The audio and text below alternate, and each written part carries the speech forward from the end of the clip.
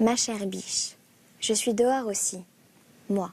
Et si tu ne m'as pas écrit, à Blois, je suis aussi la première à notre joli rendez-vous de la correspondance.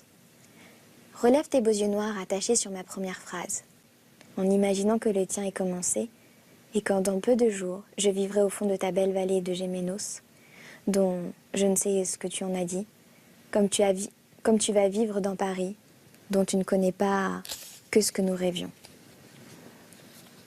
Or donc, ma belle enfant, par une matinée qui demeura marquée d'un signet rose dans le livre de ma vie du XVIIIe siècle.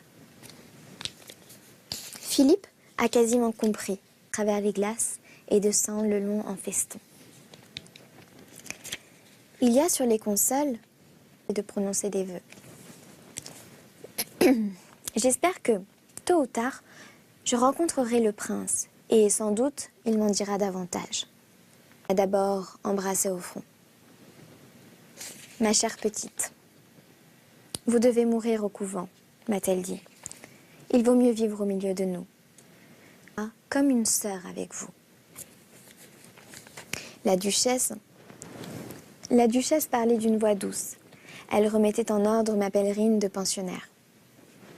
Peut-être ne s'attendait-elle pas à trouver un langage d'amour dans la bouche de sa fille. Et c'est ainsi que s'arrête notre lecture. Restez avec moi pour la suite de ce roman et la réponse de son ami. N'hésitez pas aussi à réagir sur les réseaux sociaux à l'aide du hashtag VBN et me dire ce que vous avez pensé de cette lecture. Je vous dis à très vite.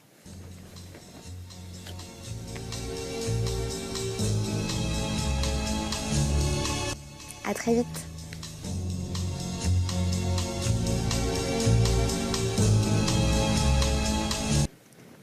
Le baron, en retrouvant son fils, n'a plus qu'une seule pensée, celle de le marier et d'y faire un parc. J'ai formellement exigé de mon père de me concéder une petite partie d'eau qui peut venir de Maucombe ici.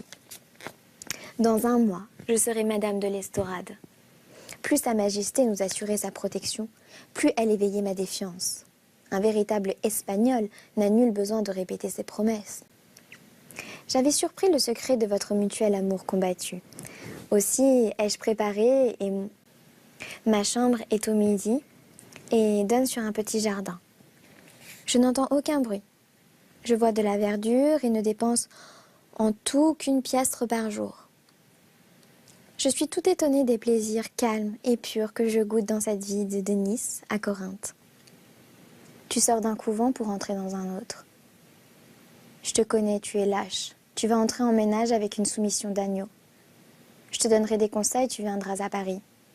Nous y ferons engager les hommes et nous viendrons des reines. Ton mari, ma belle biche, peut-être me marierai-je en Espagne, et peut-être la pensée de mon père est-elle de m'y marier sans dot, absolument comme on te marie à ce reste de vieux garde d'honneur.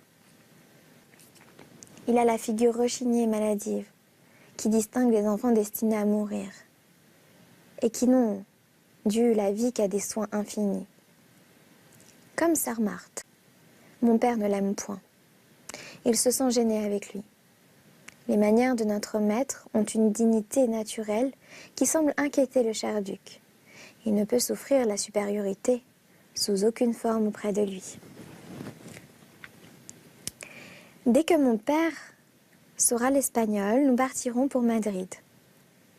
Cependant, ma chère, il y a quelque chose de beau à ne rien vouloir d'autrui. Il n'accepte pas même notre amitié, pensai-je en conjurant un verbe. Là, je me suis arrêtée. Il a encore relevé ses redoutables yeux et j'ai baissé les miens. Cher, cet homme est une énigme indéchiffrable.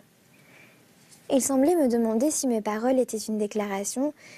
Il avait dans son regard un bonheur, une fierté, une angoisse d'incertitude qui m'ont étreint le cœur. Que vous avez passé un agréable moment à mes côtés. Je vous invite à me retrouver dans la prochaine émission pour la suite de ce roman. Et surtout, n'hésitez pas à réagir sur les réseaux sociaux à l'aide du hashtag VBN. Je vous dis